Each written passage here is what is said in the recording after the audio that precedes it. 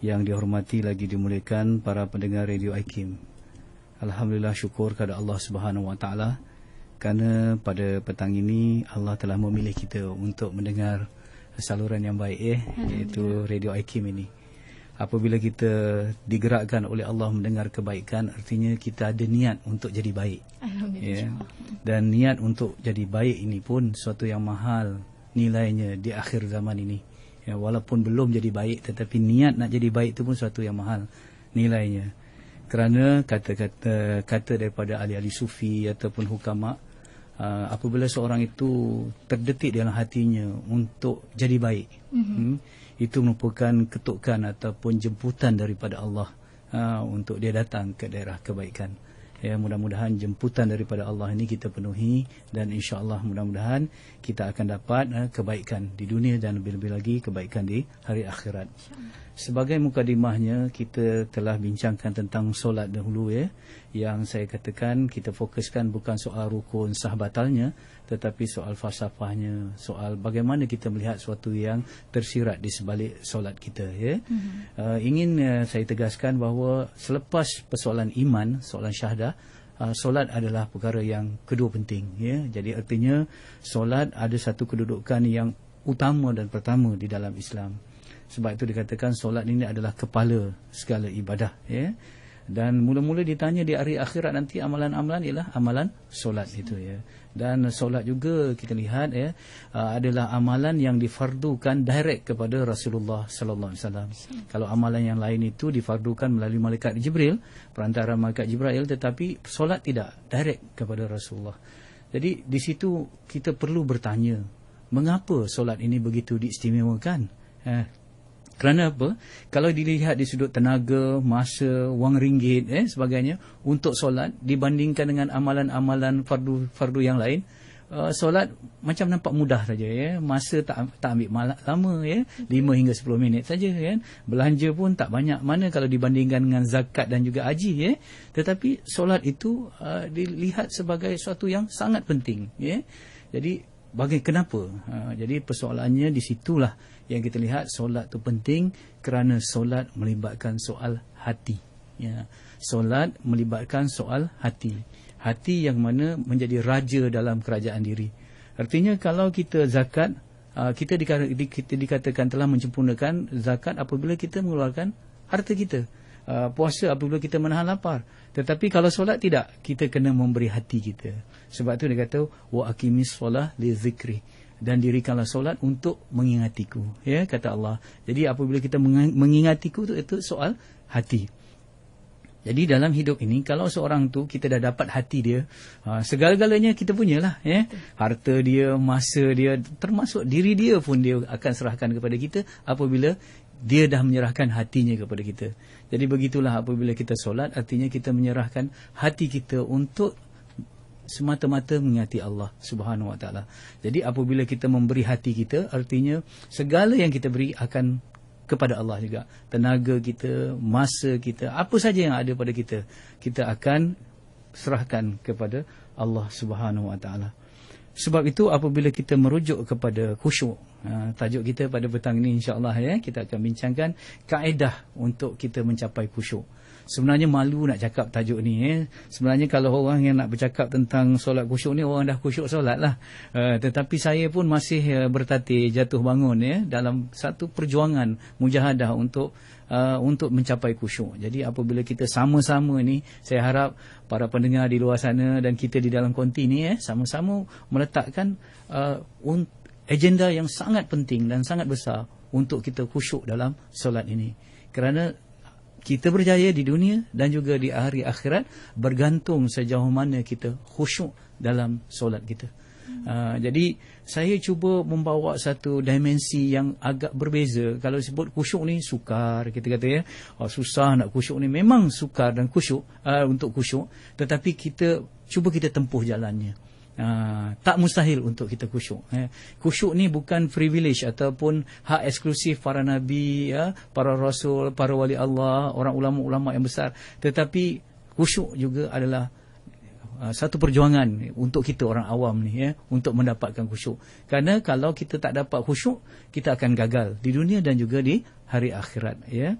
Jadi apabila kita terangkan 6 langkah nanti untuk kita mencapai khusyuk, kita fokus kita ialah bukan kepada efek, bukan kepada hasilnya, tetapi effort ataupun usaha kita untuk khusyuk.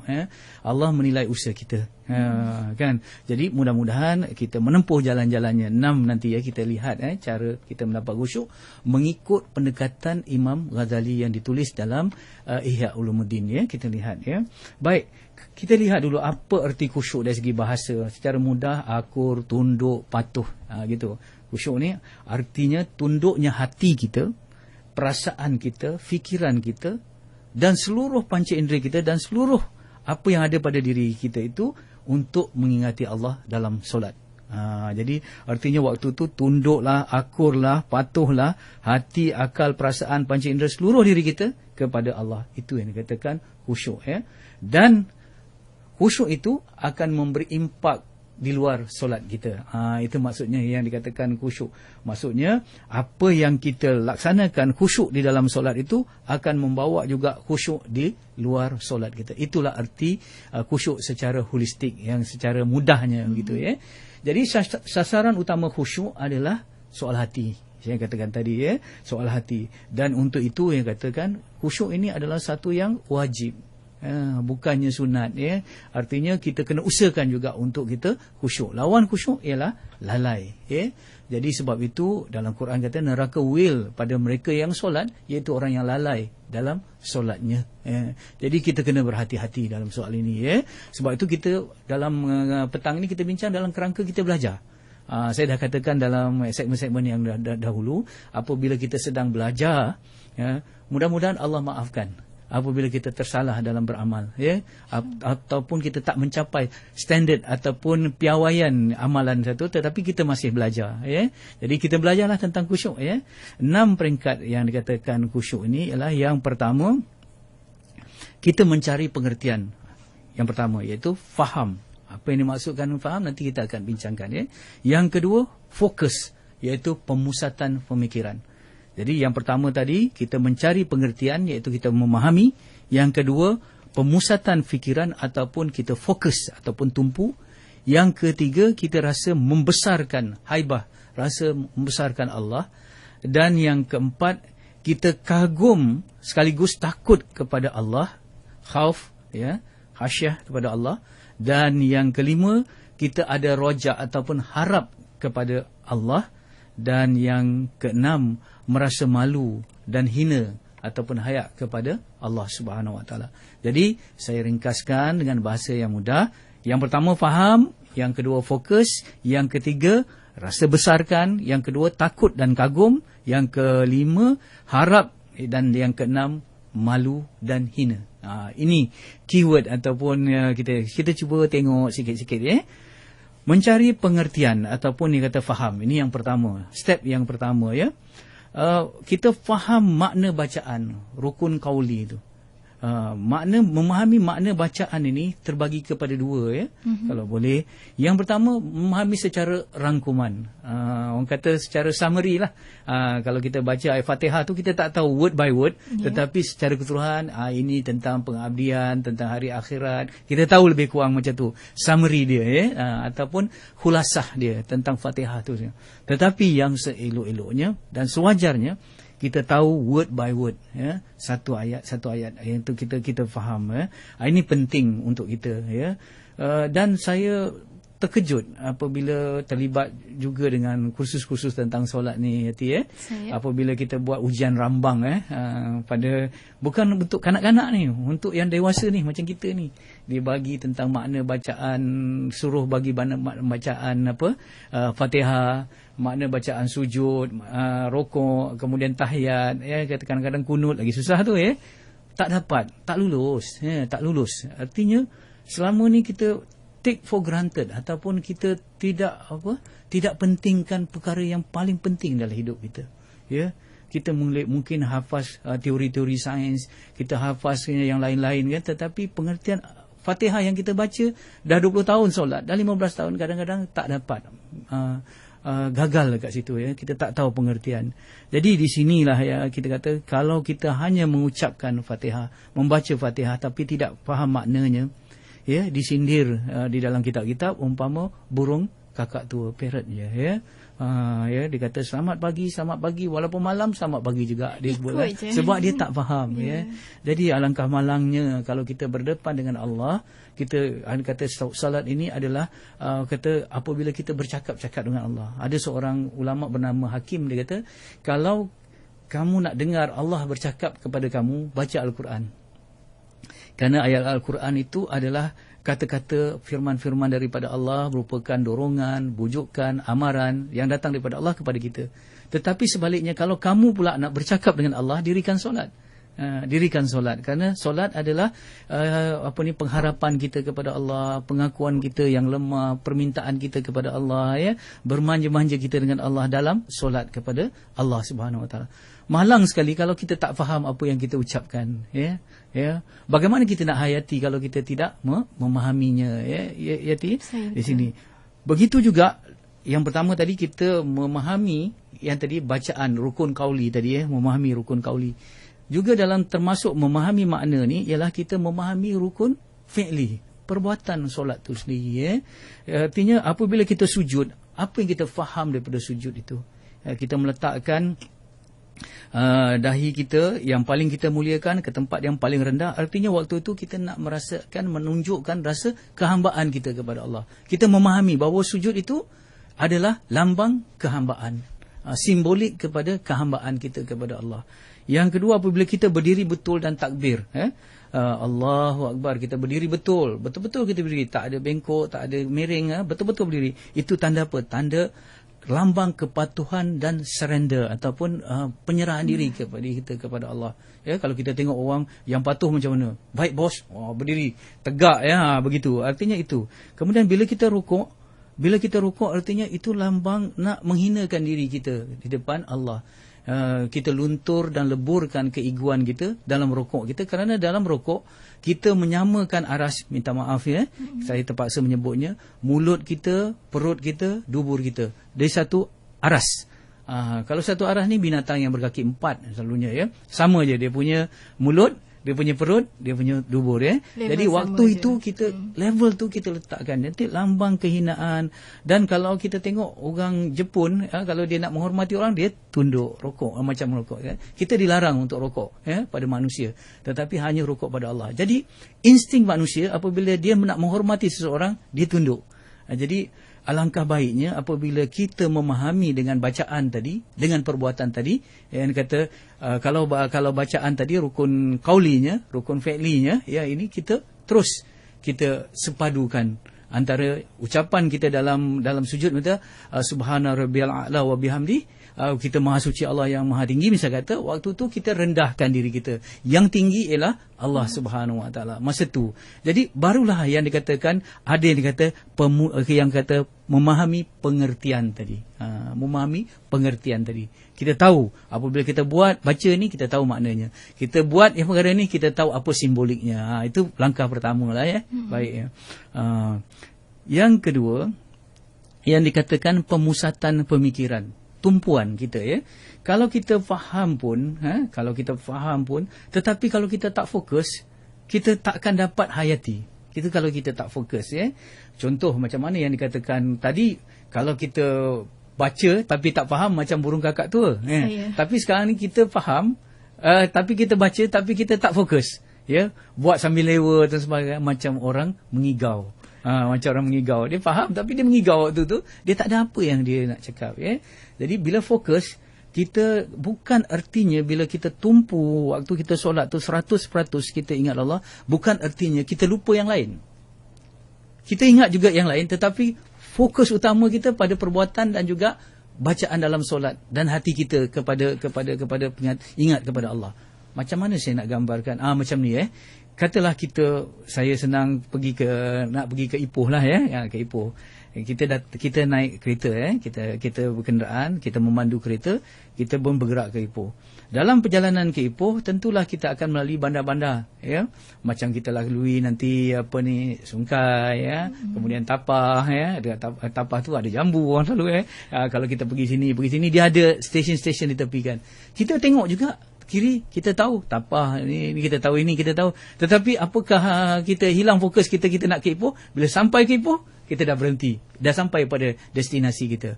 Itu yang dikatakan masih dalam fokus walaupun kita menyedari keadaan sekeliling kita. Kita tengok pokok sini, kita tengok sini, tetapi kita tahu kita nak pergi ke Ipoh, sampai ke Ipoh kita berhenti. Yang kata tak fokus ni macam mana? Yang sampai pergi tengok ini terus dah sampai ke Penang dah dah tak terlepas dah Ipoh. Artinya itu dah lalai lah. Jadi artinya apabila kita fokus, bukan artinya kita tidak menyedari apa yang berlaku, kita menyedari apa yang berlaku, tetapi fokus tumpuan kepada apa yang menjadi tujuan kita dalam solat. Satu contoh lagi untuk mengingat bagaimana satu kuasa fokus memberi pengertian kepada kita Ada 4 profesor masuk sebuah restoran dan order makanan masing-masing dan adalah seorang waiter waiter ni orang yang terima order lah ambil sana dia kata. Yang profesor pertama kata saya nak ini makanan dan minum. Profesor kedua pun dia cakap sambil-sambil tu dia cakap Jadi waiter ni tengok okey. Lepas dah order semua, kita tanya profesor yang pertama, apa profesor yang keempat nak makan, nak minum? Mungkin profesor tu tak dapat. Tanya pula profesor yang ketiga, apa profesor yang kedua nak makan, nak minum? Tak dapat. Tapi tanya waiter? Waiter tahu. Walaupun dia mungkin tak lulus SPM. Mungkin hanya kelulusan dia rendah. Tetapi oleh kerana dia fokus. Jadi begitu juga dalam solat kita. Jadi kalau kita bijak sekalipun macam profesor tadi, kita tahu maknanya tapi kita tak fokus, kita akan terlalai dalam solat kita. Jadi itu yang pentingnya. Jadi para ulama telah membantu kita Ulama ni kita terhutang budi sangat pada ulama sebab ulama ni dia menggariskan cara macam mana kita supaya kita dapat fokus. Dia kata yang pertama, dia kata fokuskan mata dulu. Fokus mata ke tempat sujud.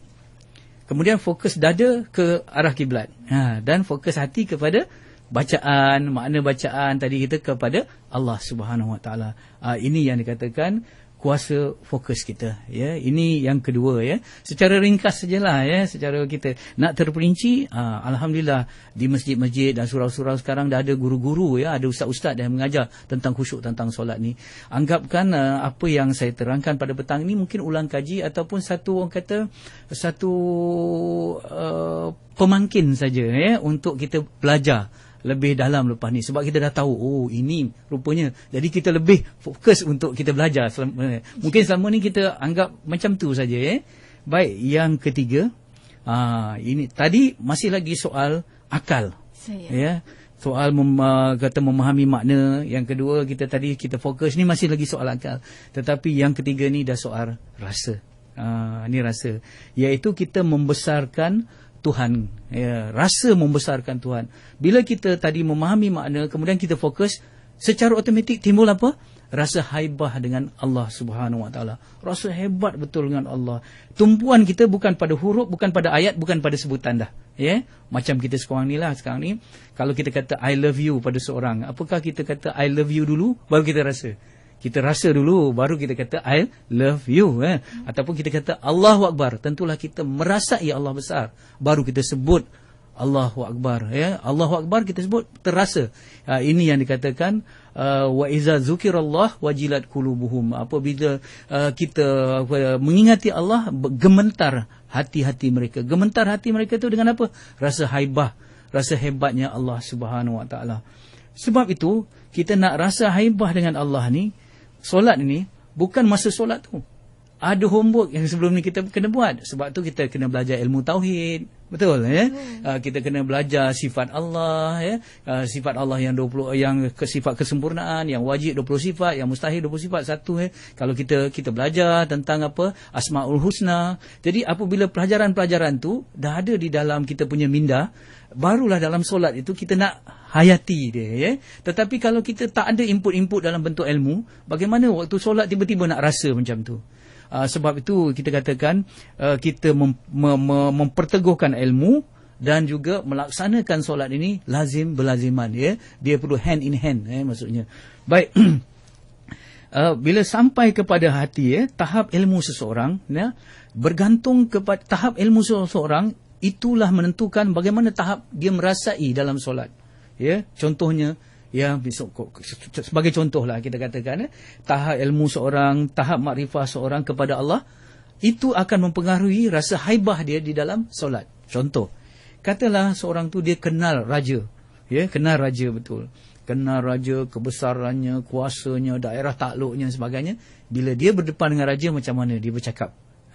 Tentulah dia rasa takut-takut, segan-segan, malu, rasa rendah diri, penuh penghormatan sebab dia kenal raja, ya.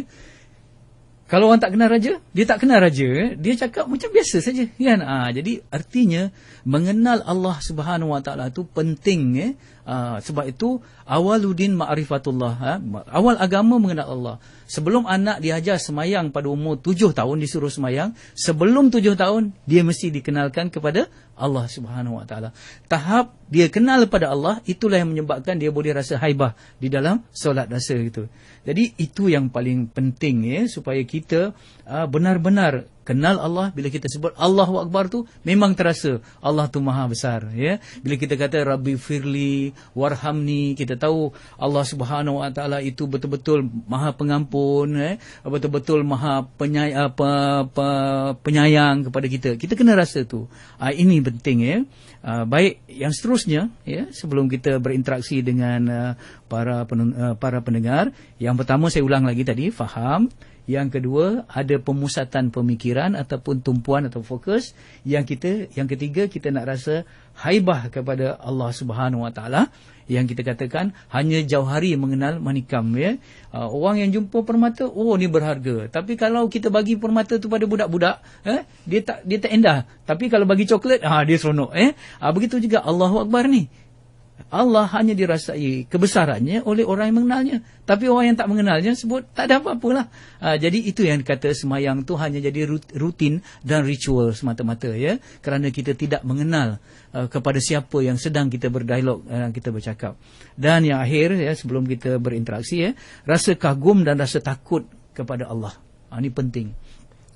Bila dah rasa haibah, bila rasa kagum dengan Allah ni, timbul secara automatik rasa yang kedua, iaitu rasa khauf, rasa takut kepada Allah. Macam mana kita nak rasa takut kepada Allah Subhanahu Wa Taala, ya? Bila kita tahu, ya, bagaimana kehebatan kebesaran Allah, sifat-sifat dia Al-Qahar, Al-Jabbar dan sebagainya. Jadi penting kalau kita nak katakan kita faham yang sekali lagi tentang ilmu tadi, ya, tentang ilmu. Rasa takut kepada Allah ni berbeza dengan rasa takut pada harimau. Kata harimau, kita takut dia kerana apa? Keganasan dia. Jadi kita takut dengan harimau, kita nak lari daripada harimau. Tetapi kalau kita takut dengan Allah, timbul rasa nak dekat lagi dengan Allah. Sebab apa? Rasa kehebatan, kekaguman dia, rasa kita nak dekat, nak tengok, nak dekat dan sebagainya. Jadi kita dah nampak sekarang ni bagaimana, ya, soal-soal nak rasa takut ni ada kaitannya dengan sifat apa? Kita mengenal sifat tadi, ya, sifat Al-Qahar Allah, Al-Jabbar Allah. Kita tahu tentang neraka, akibat dosa dan sebagainya. Jadi sekali lagi saya katakan bahawa apabila kita nak melaksanakan solat ataupun kita nak mendapat kaedah khusyuk dalam solat, banyak perkara-perkara yang kita perlu pelajari dan didik diri kita. Walaupun solat itu dalam pelajaran fiqh, tetapi pelaksanaannya dia ada akidah dan ada tasawuf, mengidap soal-soal rasa. Rasa takut ini diterjemahkan dengan berdiri betul, ya, kepala tunduk berteleku, kita rukuk kepada Allah, kita sujud kepada Allah sekali lagi, dan perkataan-perkataan kita yang kita ucapkan, misal kata Rabbi firli warhamni wajburni, kita minta diampunkan, minta dikesihankan, kan, dan sebagainya. Itu pengampunan kita minta kepada Allah Subhanahu Wa Taala. Jadi saya rasa cukup sekadar ini. Mudah-mudahan kita boleh berinteraksi dengan para pendengar. InsyaAllah saya yakin ada orang yang nak menyempurnakan lagi apa yang saya katakan ini, insyaAllah, ya. InsyaAllah. Dan waktu ini kita nak sama-sama kongsikan panggilan daripada rakan-rakan pendengar kita yang dah pun lama menanti untuk sama-sama berinteraksi di udara. Kita ke pemanggil pertama waktu ini. Assalamualaikum, siapa di sana? Bersedia rakan pendengar? Assalamualaikum. Assalamualaikum. Waalaikumsalam warahmatullahi. Siapa di sana? Saya Zaini di sini. Cik Zaini, silakan. Ya, Ustaz Farul. Ya. Assalamualaikum. Waalaikumsalam Cik Zaini. Saya Terima kasih. mulakan dengan Bismillahirrahmanirrahim. Allahumma salli ala Sayyidina Muhammad wa ala ali Sayyidina Muhammad. Saya pernah mengikuti majlis ilmu di masjid-masjid maupun di surau. Ada dibicarakan tentang khusyuknya solat Sayyidina Ali karamallahu wajhah. Ya. Dalam satu peristiwa perang apabila anak panah tertusuk di betis sepupu Rasulullah SAW ni, apabila cuba dicabut oleh para tabib, tetapi Sayyidina Ali meraung-raung. Tetapi apabila Rasulullah SAW mengarahkan tabib ini mencabutnya semasa solat, lalu Sayyidina Ali begitu senyap sekali, seolah-olah tidak ada apa yang berlaku. Jadi apa yang saya tanyakan ini, saya sendiri sebagai seorang manusia, macam-macam terlintas dalam fikiran saya apabila solat. Jadi bagaimana saya, bukan kata nak sampai ke tahap Sayyidina Ali ataupun kepada para sahabat yang lain, bagaimana saya nak dapat menumpukan sebaik-baik tumpuan semasa mendirikan solat. Terima kasih. Terima kasih. Assalamualaikum. Waalaikumsalam warahmatullahi wabarakatuh. Kita ambil satu lagi memanggil untuk sama-sama kita kongsikan. Assalamualaikum. Waalaikumsalam warahmatullahi. Ya, siapa itu? Saya Ishak. Cik Ishak, silakan.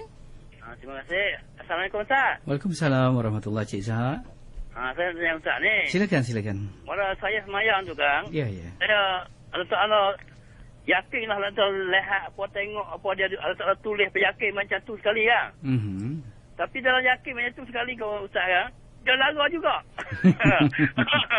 Yakin macam tu sekali. Dia lara juga. Ingat kali tu kau lari 3 pergi buat 4. Subuh tu kan doa kunut. Lupa baca. Dalam tak ingat tu. Nampaklah seolah-olah nampak salah kan. Tapi kan hati tu lara juga. Macam mana nak tanya Ustaz ni? Ustaz tolong urek sikit kat saya. InsyaAllah. Assalamualaikum. Waalaikumsalam warahmatullahi. Itu dia. Dah usyuk dah ni. Dah cukup usyuk dah. Tapi lara juga. Bagaimana tu Ustaz? Ya, saya kata masalah yang diutarakan oleh Cik Zaini dengan Cik Ishak tu masalah kita semua. Masalah kita. Orang yang ditanya pun sakit juga kan. Jadi cuma kita berusaha sekarang ni.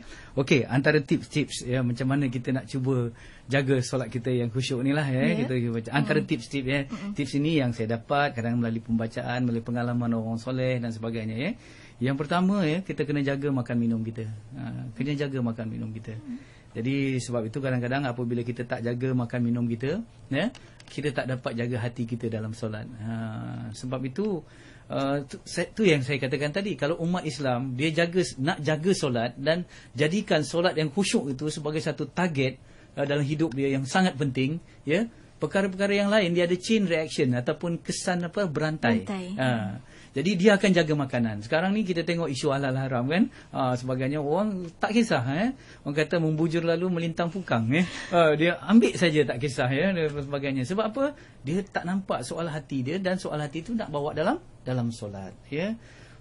Cuba bayangkan, ini yang saya dengar melalui apabila saya juga belajar dalam kitab Muniatul Musalli. Saya pun jadi murid juga kata sampai ada seorang tok guru yang soleh tak berapa tahun dulu, ada 40 tahun yang lalu saja apabila dia keluar daripada pondok dia dia ke bandar misalnya kata nampak satu urusan, bawa mentimun dalam beg dia anak murid dia tengok kenapa, dia kata dia nak jaga supaya dia tak makan di restoran-restoran ni yang kita tak tahu halal haram, yang timun ini yang dia tanam sendiri. Subhanallah, ada orang begitu. Jadi kita tak suruhlah macam ni, tetapi sekurang-kurangnya kita lebih alert, lebih aware apabila kita nak makan ni nanti dia bentuk hati ni nak bawa pada solat. Jadi jaga makan minum kita. Yang kedua, ini pun susah tapi kita usahakan juga jaga pandangan dan juga jaga lidah kita. Jaga pandangan kita, jaga lidah kita. Pandangan kita ni daripada pandangan-pandangan yang haram lah. Sebab itu siapa yang menjaga pandangannya pada perkara-perkara wanita yang terdedah aurat ke apa sebagainya, Allah bagi dia halawah dalam ibadah dia, iaitu yang dia kata khusyuk dalam solat dia. Jadi ada kaitan mata kita dengan jiwa kita. Sebab tu Sayyidina Umar kata barang siapa yang menjaga mata akan diberi kemantapan jiwa. Jadi banyak perkara yang kita kena buat ni, yang maksudnya bukan saja waktu solat 5 hingga 7 minit tu, tetapi sebelum tu lagi kita prepare. ataupun kita banyak menggunakan lidah kita bercakap benda-benda yang lara, ya. Bila kita cakap benda-benda yang lara, benda-benda apa lagi, benda mengumpat dan sebagainya, dia akan mengeraskan hati kita. Bila mengeraskan hati kita, jadi payah untuk kita solat, ya. Itu hubungan hati dan lidah ni memang kuat. Luqmanul Hakim kata, kalau nak tahu yang terbaik pada manusia, hati dan lidah dia. Yang terburuk pun hati dan lidah juga. Jadi kita kena jaga, ya. Yang ketiga, ini Imam Ghazali punya tips lah, ya. Kita pause dulu sebelum solat. Kita pause. Kita nak solat kan, jangan sambil-sambil kita buat kerja dalam komputer, lepas tu masuk waktu, ada wuduk, terus saja solat. Jangan, pause dulu. Pause tu dulu macam kita kena bezakan perbuatan kita sebelumnya dengan solat ni dengan satu perbuatan lain. Iaitu apa? Iaitu kita zikrullah ke, kita selawat ke, kita baca Quran. Kata macam mana saya nak bawa contoh, macam ni, ya. Kalau pagi-pagi kita start enjin kereta kita tak boleh start terus, tak boleh bawa terus, tak boleh terus. Panaskan enjin, betul kan? 5 minit 10 minit, bila dah enjin tu orang kata dah stable, baru kita start macam tu. Macam itulah juga kita hubungan kita dengan Allah, ya. Kita tak boleh sebagai accountant kata buat ni terus solat terus maya. Angka-angka tu nanti keluar balik, ya. Balance antara akaun kita dalam solat, kan. Ataupun kita tengah buat kerja, mana ada masalah, ya. Formula matematik tadi tak dapat. Lepas tu terus solat. Dalam solat kita jumpa, ya. Jadi kita pausekan dulu. Pause tu artinya kita senggang, ada waktu senggang yang kita isi dengan zikrullah ke, selawat ke, kita baca Quran ke, sikit aja, tak banyak. Lepas tu baru kita tegakkan solat. Sebab itu dalam Islam ni seelok-eloknya kita menanti waktu solat. Kita menunggu waktu solat, ya. Kita. Dan yang keempatnya, kalau cara kita ni kaedah saja, ya, berkongsi lah, ya, tips, ya. Gerakan solat kita cuba perlahankan dan tenang. Cuba perlahankan, bukan slow motion, tetapi cuba perlahankan sikit. Perlahankan gerakan dia tu, jangan terlalu tergesa-gesa, jangan cepat sangat. Saya kata kita slowkan dan tenangkan. Tenangkan pergerakan satu. Kalau boleh macam ni, ya. Jangan masa kita, contoh bila kita sujud, letak je dahi terus subhana rabbiyal a'la terus saja. Sujud dulu, kan? Bagi stable dulu, baru baca subhanallah rabbiyal a'la wa bihamdi. Bila rukuk begitu juga, kan? Bila kita rukuk dah sempurna rukuk tu, baru kita baca. Kita kadang-kadang dalam perjalanan nak rukuk dah baca dah, ya. Jadi itu yang dikatakan kita tergesa-gesa, ya. Jadi kita kena slowkan sikit. Tak ada macam ayam patuk, macam patuk begitu, ya, gitu. Selain daripada kita yang paling penting tu jaga tatmaninah itulah, ya. Artinya biar sempurna gerakan baru kita luahkan bacaan. Sempurna gerakan baru bacaan, ya. Jadi dah tenang sikit baru baca Fatihah, ya. Jangan bila naik saja antara dua sujud tu naik aja terus dah terus baca Fatihah, ya. Tak, tenangkan dulu, lepas tu baru baca, ya, begitu, ya. Lepas tu yang paling penting lagi ialah jaga pergerakan anggota lahir kita. Sebab tu Rasulullah pernah melihat seorang lelaki semasa dia solat, orang tu dia pegang-pegang janggut dia, kan. Jadi Rasulullah terus komen, kan, kalau dia khusyuk, hati dia mesti khusyuk lahiriah dia. Jadi apa tips yang kita dapat di situ untuk kita khusyukkan hati kita? Memang hati sukar. Hati sukar, tetapi kita khusyukkan lahiriah kita dulu. Memanglah dalam hukum fiqh, kalau kita bergerak-gerak yang besar baru batal solat, kan. Tetapi kalau sekadar garu ke, kalau sekadar kita pegang-pegang tak ada 3 kali berturut-turut, tak batal. Tetapi untuk kita mencapai khusyuk, kita elakkan perkara tu. Ingat, ya, solat yang sah dengan solat yang khusyuk berbeza. Macam haji yang sah dengan haji yang mabrur, berbeza. Haji yang mabrur mesti sah, solat yang khusyuk mesti sah, tapi solat yang sah belum tentu khusyuk. Jadi kita kena jagalah, ya. Kemudian yang ke 1, 2, 3, 4, 5, 6, yang ke-6, sempurnakan wuduk dengan penuh penghayatan. Nak solat ni dia bermula daripada wuduk dia. Kita wuduk kita penuh penghayatan, ya. Bila kita kata penghayatan, kita basuh muka tu, kita anggap kita membasuh penglihatan kita, pendengaran kita, semua yang ada pada wajah kita. Kemudian kita basuh tangan kita yang menyentuh perkara yang dosa ke apa ke, dosa-dosa kecil tu kita rasakan begitu. Bila penuh penghayatan, dia ada kesan nanti dalam solat kita, ya. Kemudian baca surah An-Nas, qul a'udzu binnas, kita minta berlindung, kita baca ta'awuz, isti'azah dan sebagainya. Itu cara-cara untuk kita khusyuk lah. Cara-cara belum tentu, tetapi kita menempuh caranya.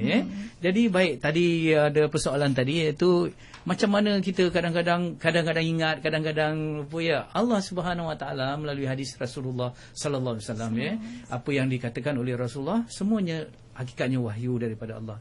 Orang yang solat, kata Rasulullah, dia macam markah. Dia ada markah satu persebelah, dua persebelah, dia ada per dia. Jadi markah tu diberikan sesuai dengan seingat dia Allah dalam solat tu. Jadi ada orang yang tak dapat apa-apa markah langsung, ada orang yang dapat 1/2, ada yang dapat 2/3, ada yang dapatnya. Jadi begitulah markah. Kenapa? Macam tadi macam Cik Ishak, lucu juga dengarnya. Betul, itu vokal cakap, kadang-kadang ingat betul-betul, tapi kadang-kadang lupa dan sebagainya. Inilah soal hati tu bolak-balik sifatnya. Tetapi Allah Subhanahu Wa Taala, dia tidak, penilaian Allah bukan lupa je terus hilang, tak ada. Yang mana lupa tu tak apa, yang mana ingat tu diberi oleh Allah Subhanahu Wa Taala. Itu yang kita harapkanlah, Lepas tu yang Cik Zaini kata, soal roh, apabila Saidina Ali solat, kemudian ditarik anak panah tu, tak terasa langsung. Kerana apa? Dia dah orang yang rohnya dah menguasai jasadnya. Bila roh menguasai jasad, macam burung yang lebih besar daripada sarang lah. Sangkar, sangkar kecil je, burung tu besar, jadi dia senang dia terbangkan sangkar tu. Artinya roh dia boleh menguasai jasad dia, Tetapi kita ni, jasad kita masih lebih kuat daripada roh kita. Sebab tu terasa sangat, Saya nak gambarkan sukar sangat, Tapi saya pernah dengar cerita orang tua tu dulu, ada wayang pacak, Wayang pacak ni dipacak di kampung-kampung, terlalu asyik, nyamuk gigit pun tak rasa. Itulah tahap kita, kan. Seronok sangat, tiba-tiba kerengga dah naik dah, semua dah tak terasa. Habis wayang baru tengok bengkak-bengkil.